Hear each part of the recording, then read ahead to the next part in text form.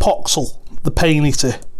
A being of loathsome visage and habit, Poxxil holds himself in even less regard than those he feeds upon.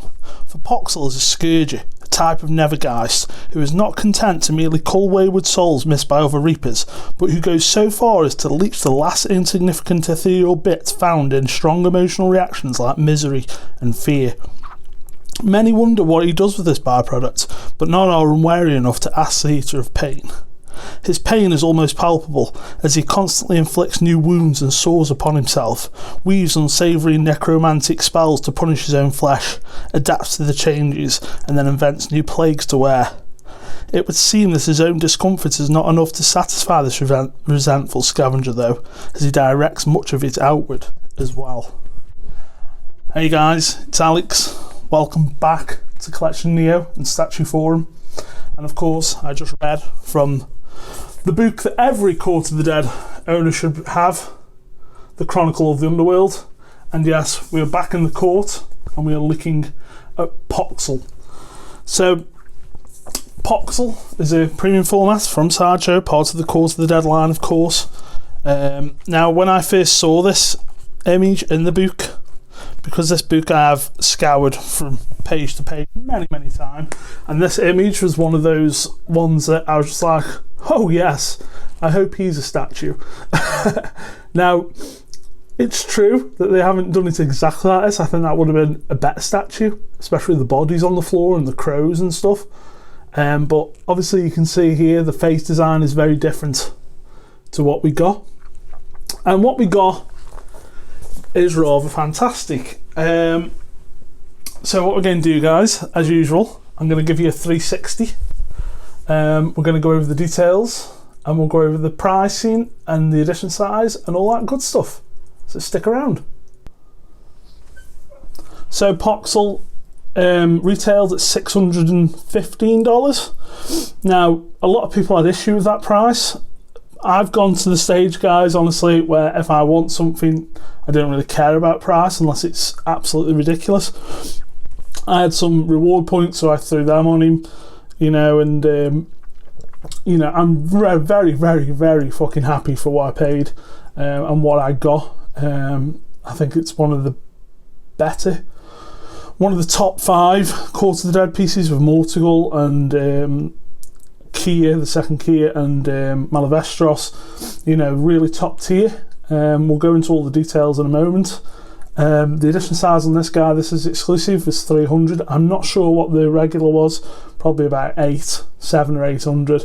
It's not going to be a lot. And I know this is kind of along the lines of the Red Death, where it's going to be a certain sort of, you know, you've got to have a certain sort of taste, because this is an odd one. It's not kind of like an undead warrior. It's not really, you know, a female necromancer. It's a weird beard guy. And it gets weirder the more you go into the details. But again, like I say, from that original image, it was just one that I was like, oh, the carrion, the crow, the scavenger, the person who comes in and picks from the dead bodies at the end of a battle. It's a great concept and it's been executed very well. There's some bits and bobs that are a little bit, you know, on the could have been done a bit better, but overall I'm very happy with him. We're going to start at the base, as you're probably looking at now, as usual. And the base has got like this copper tone, but it's also got like, and it's sort of like leathery. I suppose it's supposed to be leather with all the rivets. I suppose it wouldn't be rivet, but leather bolt or clasps. But you've also got like the base weaved into it. So we've got bits of tree and roots and that breaking through. There's also like bits of writing here, which I don't know what they mean. And the base itself, what we're going to do, guys, is I'm going to pause and we'll go to a top-down view. So it's kind of this messy, muddy, you know, it kind of reminds me, you know, like when a bird makes residence on a birdhouse or something and it just covers it in shit. It kind of reminds me of that. It's got like that I don't want to say that bird shit look, but it's got like that messy, almost, I don't know how to explain it, but it looks like bird shit basically. But we've got basically these plumes here, which look like feathers. Now on camera this is really popping. You can see all these blues and the pinks and purples. In hand, I think it's a little dull. To be honest, the more I've looked at it while taking pictures and obviously just looking at it, you do see more of these colours popping out, and you've got bones on here, a couple of ribs, and a bit here, and then but that's it really for the base. It's really nicely done. Like I say, it does pop more on camera. Some of these blues I wish are really popping on camera, but I do wish they were a bit better in hand. I definitely think the base is the weakest part. Like looking back to that image that was in the book, I do wish it had like a body on it, like it was taking etheria from it. But I understand, obviously expensive enough at 600 odd bucks. Anyway, so that would have just added to the cost. And then we've got the chicken leg. Paints are actually really well done on the legs. I really like them. I really like the texture work on there. I like the tuft of feathers on the back of the, I suppose they're the knees. And let's go up a bit and we'll spin. We've got all these rings and clasps embedded into the legs.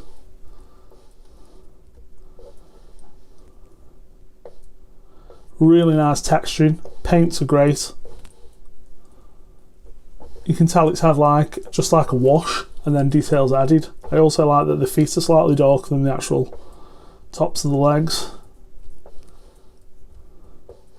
We can see the staff there as it's all coming into focus. Don't worry guys, I will get you some wides and we'll go over a bit more. So the legs and the base are all polystone. And we're going to go a bit higher guys and we'll go into more detail. So we've moved up to like the main part of the statue, the body. So up to here is all polystone. All this body, the face, the masks, the arms here, that's all vinyl. It's all PVC. Just to make you aware of that. Now, as I've said on many videos before, I don't care what it made of, what the statue's made of, as long as it looks good and it doesn't impair the standing. On the last review I did of the Spider-Man, the 1/6 Spider-Man from Koto, that base wasn't heavy enough to support the pose. It was heavy enough, but it should have been heavier. So when it comes to using PVC like I can understand why, but resin's really needed. So with this guy, I'm just going to move back a bit. These legs, the only support, is that one leg. That staff just sits on the base. Doesn't actually peg in. So that one leg holding all this body up, if this was polystone, I could just see disaster. So I don't mind them using half and half. I really don't. It's all about how the statue looks. And I've got to say the paints on this guy are great all round. Especially on the body. Vinyl and PVC can bring out more detail than resin can. So if used right, and you'll probably see it more when we get to the face under the mask, it kind of looks spectacular. So let's carry on around the body. As you can see, we've got a couple of spoons here, also made of plastic. Metal rings. All this is mixed media, so we've got like real ropes. Got all this, which is like a plume. Again, I think this blue looks brilliant on this. It really pops. And we'll spin around the back. And we've also got this mail here, which is material. You can see the tail under there, which also got more ethereal blue in it. I should say plumage rather than a tail, but it is a tail. All this can be messed with. We've got other bits of material under here as well. There's quite a bit going on under there. As you come around to this side, you can see we've got like bags. And we've got little vials. All the bits he's collected. It's really cool. And as you can see at the top of the body here, we've got all these, it's literally hammered, looks like big nails in. And we've got all these strings coming off, which are hanging down here. Which we'll get into those. So we've got a bone there. We've got another small vial.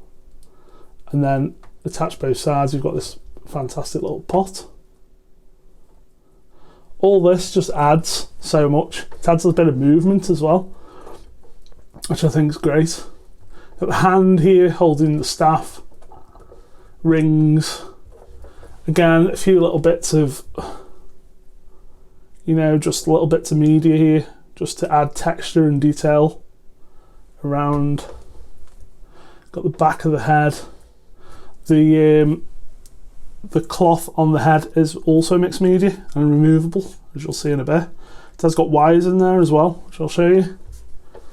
It's kind of like a vulture's, you know, plume around the neck.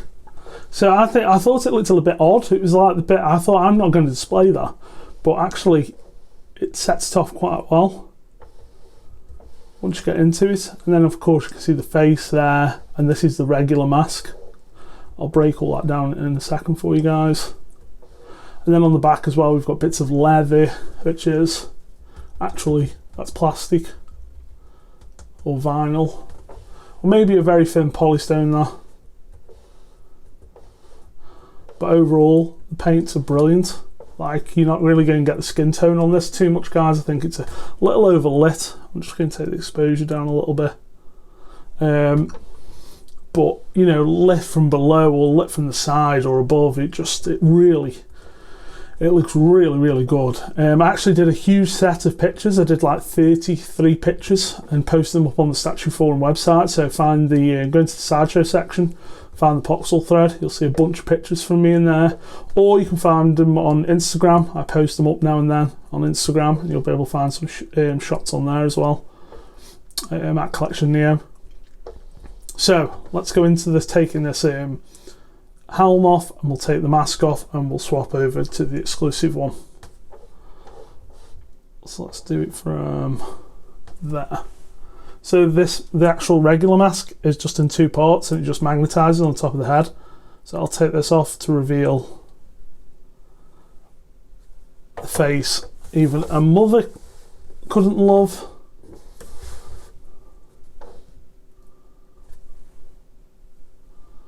The face is brilliant. So we've got teeth everywhere. The eyes are milky with a tiny dot of blue in there just to show there's life behind the eyes. You could definitely display it unmasked. It is fantastic. It's like, I always say that the Red Death of Orcus was deliciously beautiful and disturbingly beautiful, and I think this is the same. You know, the sculpt is just brilliant. It really is.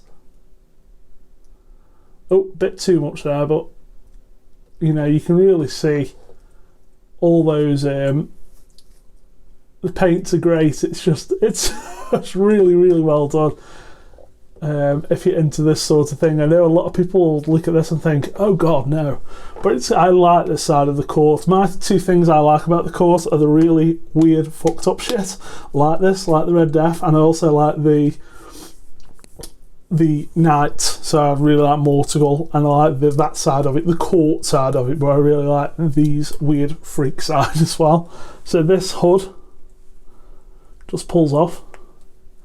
Now, if you do want to display unmasked, you do need the hood, because I don't know if you can see it there.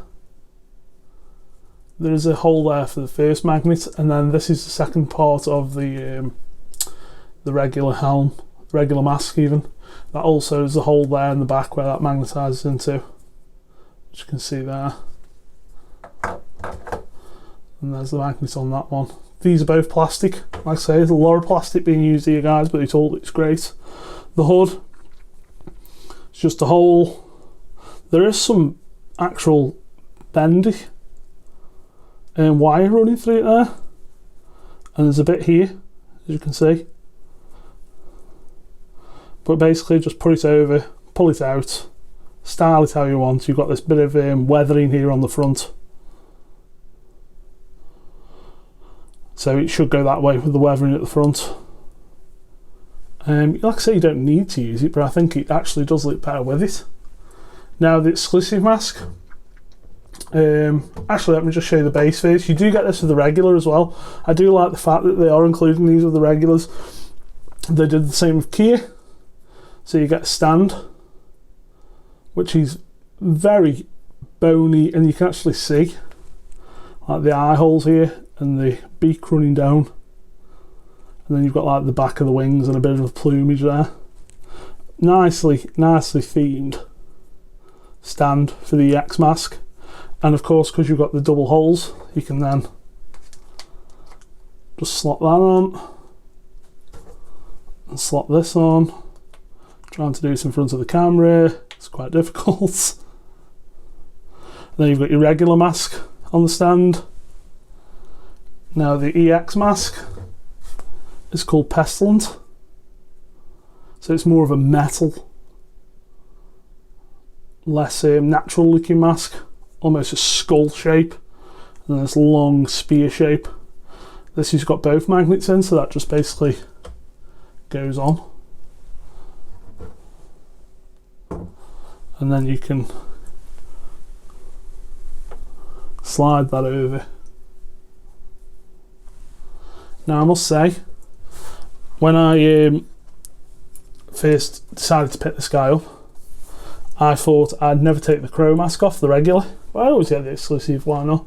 But I've actually been displaying with the exclusive mask. I think the exclusive mask is really nice. Looks great. Both look fantastic. I don't think this is an EX or fail, guys, but I think the EX is a great addition. And the fact that you get the mask stand with the regular, because you can display them unmasked, can't you? So if you just got the regular and wanted to display them unmasked, you'd still got the stand for the regular mask, which is very nice. I'll just show you that top of that staff as well, because we didn't really get onto that. It's kind of like it almost looks like the faction logo, but broken, and it's just got this plume again with that ethereal blue, which is always welcome. It's just a very nice piece, guys. Like I say, it's not the heaviest statue in the world. If you want something that's going to bend and break your shelf, don't look here. If you want something that's going to be, when people come in, they're going to go, dude, what the fuck is that? And you can say, it's Poxxil, the Scourger, the Pain Eater. Then I can't recommend him enough. Now the price is a lot. I personally think he's worth it. I much prefer. I know Court of the Dead is their own thing, and they shouldn't have to pay license fees, so the cost should come down. But there is a lot of work going into this guy, and I think the fact that anything's using mixed media nowadays, the price just skyrockets a little bit. Hey, what do I know? But I'm happy. That's all. I've spent my 500 odd quid, and I am very fucking happy, and that's all that matters. If I'd spent that and I wasn't happy, then you know about it, guys. But I'm very happy with him. I think it's been, did I say at the beginning of the video, it's been about 12 months since Kia came in, so it's been a long time coming, and Court has been a little bit quiet, but hopefully it's a calm before the storm. I would still really like to see Exriel. That's who I'm vying for. That was the other guy in the book who I'm sure I've shown before when I did the Bookie bonus. Go and find that video, guys. I'll put it on the videos at the end as well. Really cool looking character. I've got my Poxxil. I'm just interested to see where else to go now. I know a lot of people want the Angels and Demons. I'm kind of interested in that, but I kind of want to explore the court more. Stop doing remakes of existing characters. I mean, I was very fucking happy with Kia, the second Kia, but I'd much prefer them to keep doing stuff like this. Next up is Relic Ravlatch, who I do have on order. So great little Templar piece. Really, the other side of the court, like I say, Knight, that sort of thing. Looks fantastic. Looks very good. So we'll be back in the court, guys, when Ravlatch comes in, which hopefully shouldn't be too long, and hopefully at SDCC this year we'll see some more court, because it was a little quiet last year. But we have had Alienastus, who hasn't gone up for order yet. And I think Odium's been pushed back as well. I aren't ordering Odium, guys, because it's too big and not really what I like. But Alienastus, looking forward. Another court, another faction leader. I think that's all the faction leaders now. with Gethsemane, Zal, and Alienastus, yeah. All 3 faction leaders. So there you go, guys. Can't recommend Poxxil enough. If you can find him cheaper for the reg, guys, and you're not interested in the Pestilence EX mask, I go for the reg and get it cheaper. That's all I can say. But if you like the Pestilent mask as he's displayed here, go for the axe. I totally think he's worth it. I really do. I think he's one of the better, or one of the top, like I say, top 3 or 4 Court of the Dead pieces with Mortigal, Malavestros, and Kier. Yeah, what more can I say? There you go, guys. Next review, I don't know what it'll be. I've got a few up my sleeve, and there's a few bits coming in. So yeah, stick around, and we'll see you soon. Bye.